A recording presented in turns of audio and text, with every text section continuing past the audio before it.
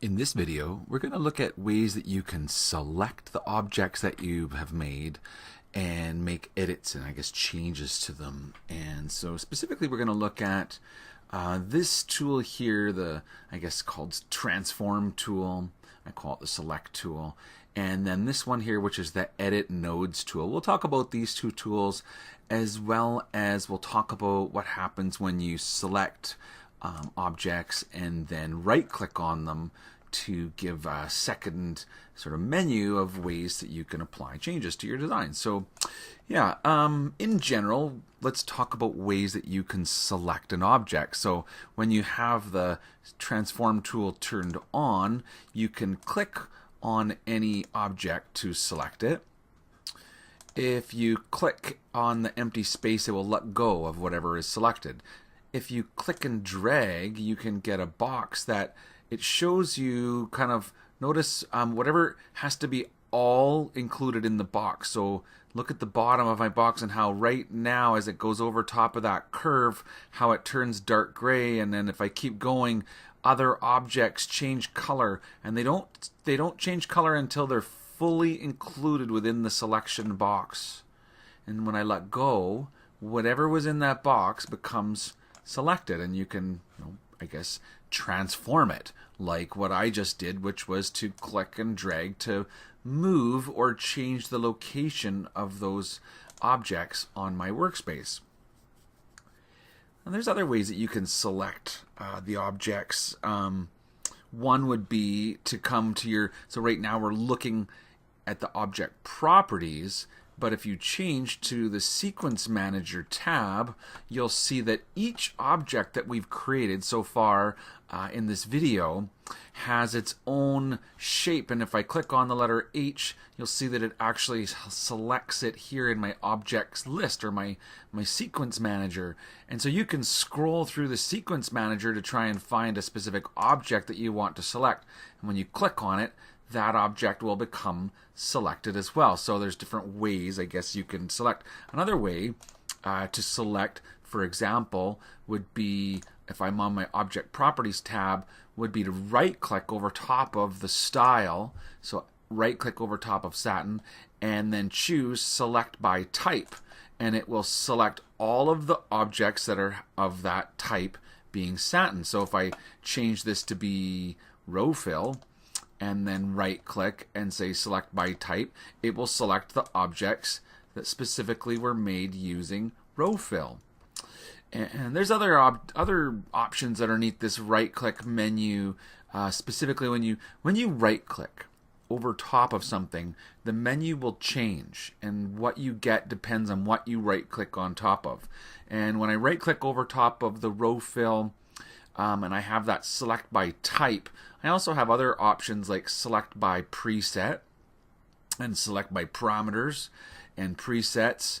And so these are things that I'll talk about in a later video. They don't kind of relate specifically to selecting and editing, but they are things that are interesting and new and part of Artistic Premium. Now, let's assume that we select something. So I'll select this shape that's filled with row fill.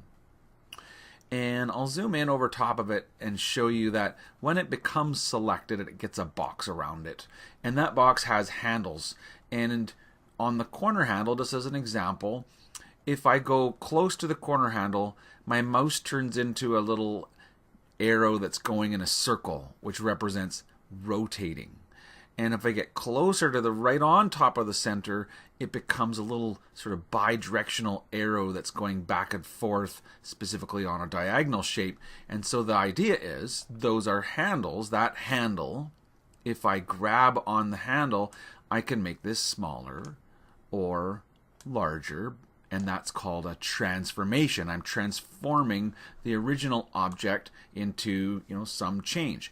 If I grab on the sort of handle a little bit further out, and it looks like the sort of circular arrow for my mouse, that's when I can rotate the object. And in this case, it actually rotates around the center point, which you could move. So for example, if you wanted to rotate this shape, on sort of around its base, if this was the base, you could set that as the base, and then if I came up here and rotated, it would rotate around that center point, or that point that I selected. So that's the way transforming works. Now, the side handles are different from the corners. The corners will keep your object in proportion. The side handles, if you grab on the center of them, will stretch or squish your object. And just like the corners, there was two settings. Right on the point gives me the sort of stretch and squish.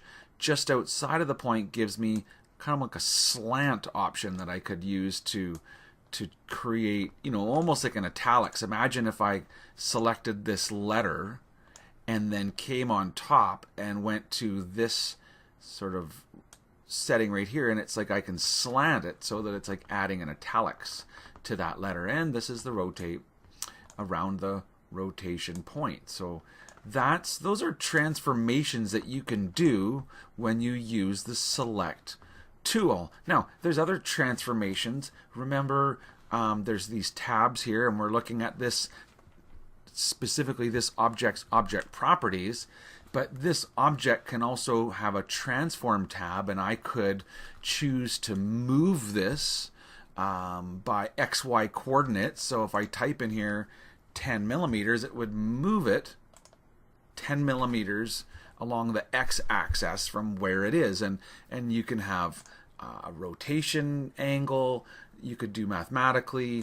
You can also change its scale and its size and its mirror imaging, and if there were multiple objects selected, you could use this to align them, horizontally or vertically. And so the transform tab is another way that you can, I guess, once an object is selected, make changes to it. Okay, so what we'll do now is we'll just talk a little bit about the right-click menu. To look at the right-click menu, you need to first of all select an object. Then you can right-click over top of it and show that there's a menu with options of ways that we could, I guess, make changes to this object. And depending on what you have selected, that option box, those settings may change. So for example, if I drag a box and select both of these two objects and then right-click, we now have the ability to group them together, whereas before, when only one object was selected, there was no option for grouping. Now, if I group them, just as an example, when I click on them now, they're automatically selected as a group. And so now if I right-click over top, I would have the option to ungroup them. So that's one of the options of right-click. Now, the reason I say you need to select something and then right-click is because if nothing is selected and I just click over the empty workspace to let go, if I just simply right-click over top, I'm given just a zoom menu that I could choose to zoom in. I need to be able to get that menu, I have to first select it and then right-click. And with this I could change the order. So for example, this letter H looks like it's object number 30 in my color sequence list over here, but if I right click and change the order to be to the front, it will bring the H to be the most current object, or the last thing that sews, and therefore it changes the sewing sequence. It goes all the red stuff, and then we had done this one yellow object, and then now the H is afterwards. And similarly, I could change the order of this to be, for example, the back, and that would bring it all the way to the beginning of the design, and now it'll sew all the red before it sews the yellow, and there's only one less color stop. So the idea is select an object and right click to get the secondary menu. Under here you can choose to add, and we can add things like sections, vector fills, block fills, form fills, and envelopes. And the envelope, the form fill, the block fill, and the vector fill, I'm going to record individual videos just for those topics so that we can go in depth and really look at how they work. But during this video, I will show sections. So for example, where's a shape, just like a simple rectangle or something like that. if I wanted to add sections to this, I would right click and say add sections. And basically now I can draw in a hole like I had been doing it originally. You know, I just draw the shape and then right click, and that completes adding a section. So I guess adding sections is kind of like adding an additional layer to the shape, which in my case creates this hole. Yeah, so what else could we do with the right click? We get to change the exit and the entry points. So for example, I'm just going to turn off the 3D view for a minute and take a look at this fill. So it looks like when I select on this object, for example, I'm going to hit the tab button. That's going to show me the next object, so I'll zoom out. So here's the object that I've got selected. Tab. So the next thing I did after that rectangle was the two rectangles that are going to be the, well, it's one of the rectangles that we used for blending. You can see that's there. And if I go Shift Tab, it goes backwards. So that's another way that you can select objects, by tabbing through them. And the reason I did that was I wanted to see what came after this object. So after this red object is this one. And what we can see here is when this one ended, it jumps up to here. Now, what was before this object? So I'll go Shift Tab. So it comes from this object. So look, there's the last point of this object, and it jumps up to here. There's the entry point. And then this one, the exit point, looks like it's that same corner. Now, watch what happens. If I select on this object, I have the right-click option to change the entry point. So the entry point is what's going to come from this object underneath. So it's currently starting there. If I want to change it to be, let's say, right here, now the trail thread jumps to that point. So we changed the exit entry point. And now if we knew that the next thing was going to be coming, off of, from this corner, we could select this and right click and say change exit point, and then choose that point up there. And similarly, the change entry point and change exit point also have buttons right here on the toolbar. So if you ever have an object selected and you want to change its entry point, you can simply click on there and say, well, I'd like it to start right here or whatever. So continuing to look at the right click, we had change entry, we had change exit. Now we have break apart. Now this is interesting. It's one shape. You'd think I would get that if I'd selected two, but in theory, the whole of this and the outline of this are two separate parts, and so I should be able to break them apart. And what that did was it took the shape, the second shape that I made, and it kind of divorced it from the rectangle and made it be its own piece. So that's really the opposite of when you have two objects selected together like this, and then we use the trim to trim one out. So that's really what we started with, right? Was a circle with a hole in it, or a rectangle with a voided out area. And then we right clicked to say break apart, which separated the two and made the hole independent from the fill. Anyhow, these are the options of the right click menu. Now, break apart's no longer available. Why? Well, because we've got a shape that doesn't have a hole in it. Whereas if I select this one and then presume select it, and then of course break apart would knock those two holes into individual objects.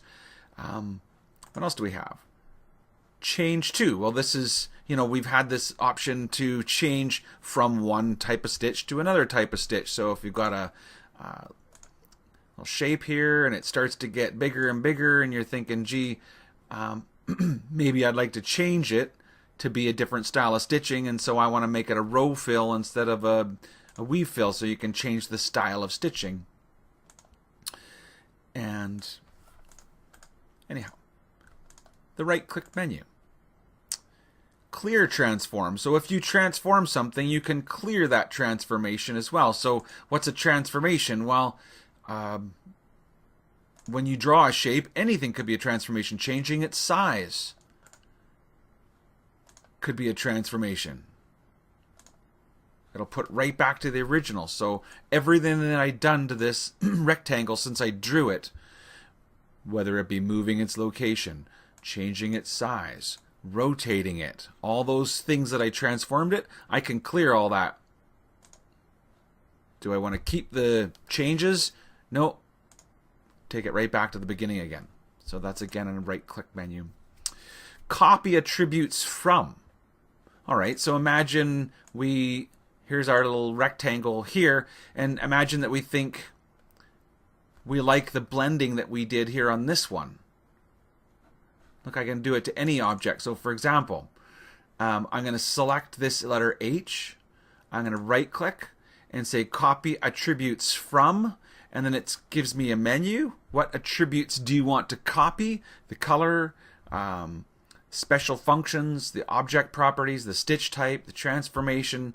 What do you want to copy? I'll copy object properties and maybe even color and say OK, and then come over and click on this yellow one. And so it should give me a yellow letter H with, if I look at it 3D, the gradient effect that was from that. So we copied the attributes from one object to another object. Yeah. And of course you have cut, copy, and paste, and delete, and those are things that are pretty self-explanatory. Delete's going to get rid of it. Undo's going to put it back. If you want to, you can use cut, which then you can therefore use later to paste that back in again.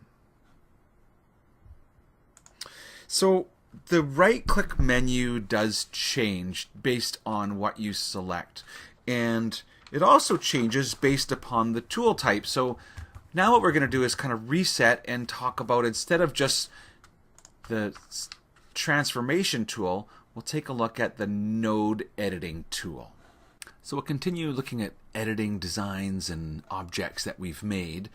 But this time we're going to change from our transform tool to our edit nodes tool. And you'll notice I had this letter H selected. And so with the transform option, we have the box with the handles. When we change to the edit nodes option, we have the digitized points that make up this shape. And there's other things such as the angle line that we could change. So for example, if I zoom in, you can see that the stitch angle is set by this angle line, and if I want to, I can move the points of the angle line to change the direction of the stitching of the object. You can also see the points that are on the line. So if I zoom in closely, here is a shape point. And if I click on the shape point, I get what are known as the handles, or I guess the tangents. So for example, I'm just going to move this one, click and move. I've moved the shape point. The reason I moved it out is I want to be able to show you these handles that are attached to it. So when I selected this point, it uncovered the handles first of all, it uncovered the handles that are attached to this point. It also uncovered the handle on the point previous to it, because of course the line from this node to that node is shaped by this node, and this handle, and this handle, and that handle, and this handle. And so the idea is, if I grab on these tangents and drag them longer, I can adjust the shape of my curve.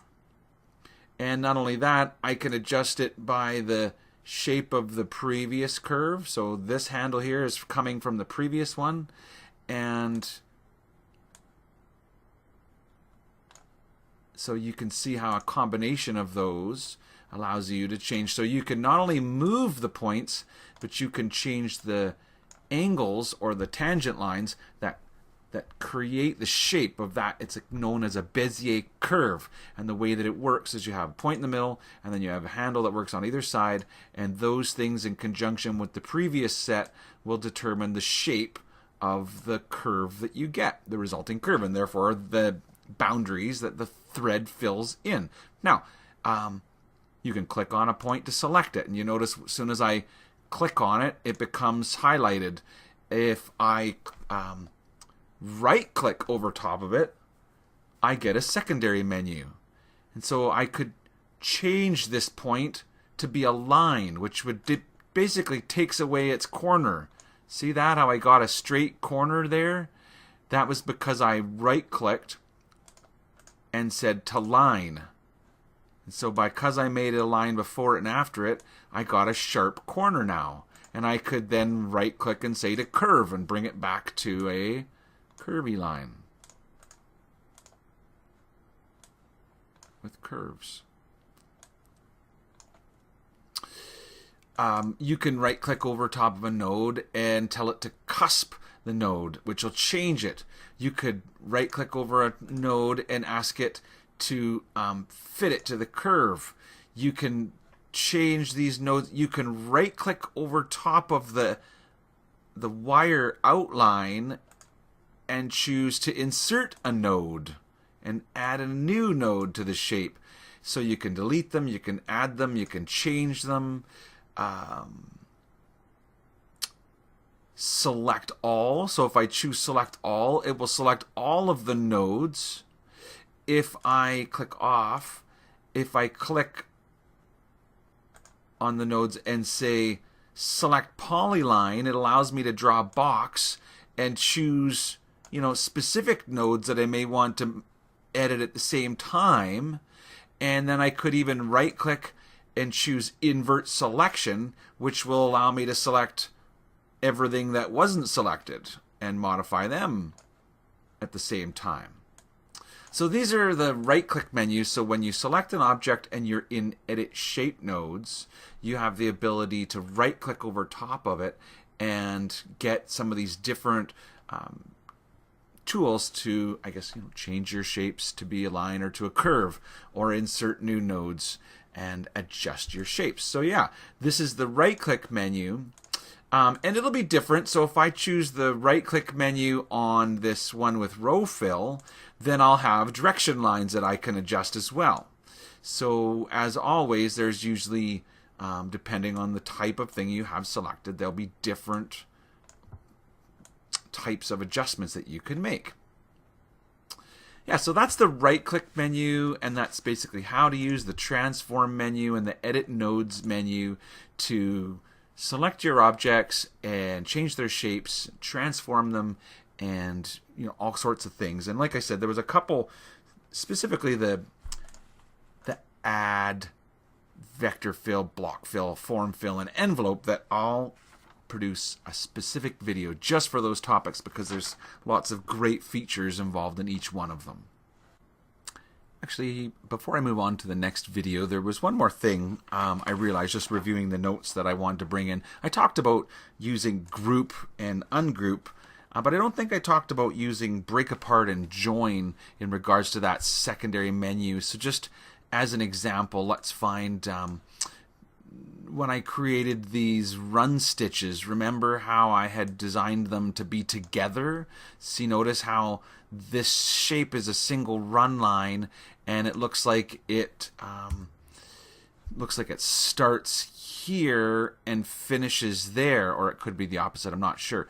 And so the point is, I actually drew several lines and joined them together by digitizing them as not a group, but by joining them. And the difference is, when they're joined, the software will learn to connect all of their starting and ending points to go, to fit each other. So for example, if I right click over top of this, I have the option to break it apart.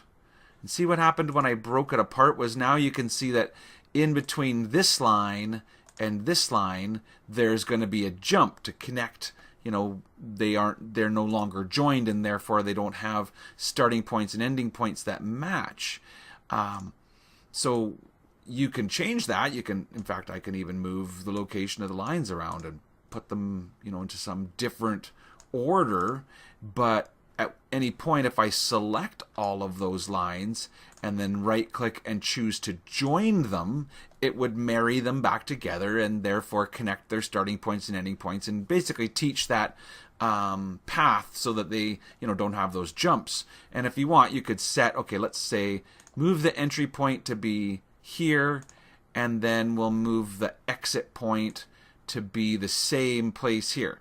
So we know that the run stitch will start here and it'll walk to the end and then it'll walk back, and that's the way this sews. So it's a little bit different than group, because when you group two things together, so if I break these apart and then select them all and use group, it will allow me to select them as a group, but it didn't join them where they learned each other's, I guess, common starting points and ending points, like when we join them. So yeah, I wanted to make sure that I included that into this section as well. Join and break apart.